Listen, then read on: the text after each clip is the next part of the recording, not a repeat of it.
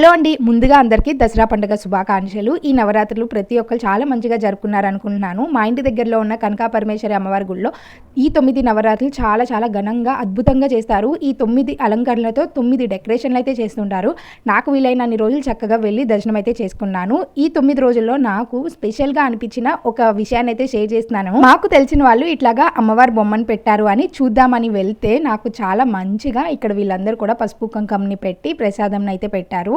నాకు ఈ 9 నవరాత్రుల్లో ఎక్కడ కూడా పసుపు కుంకం తీసుకునే ఛాన్స్ రాలేదు అయ్యో అనుకున్నాను. బట్ అనుకోకుండా ఇక్కడ వీళ్ళందరితో ఇట్లాగా తాంబూలం తీసుకోవడం చాలా చాలా హ్యాపీగా అనిపించింది. ఒకేసారి 9 మందితో తాంబూలం అయితే తీపించుకున్నాను. ఇక్కడ అమ్మవారు కూడా చాలా కలగా నిండుగా పెద్దగా ఉన్నారు. నాకు చాలా హ్యాపీగా అనిపించింది. ఇంతమంది ఆడవాళ్ళని ఒకేసారి చూస్తే దసరా అంటే చెడుపై మంచి గెలుపు, ఆడవాళ్ళ ధైర్యం, శక్తి, సహనం అంతా ఆ విజయానికి ప్రతీక అని వీళ్ళని చూడగానే అనిపించింది. మనందరిపైన అమ్మవారి ఆశీస్సులు ఉండాలని కోరుకుంటున్నాను.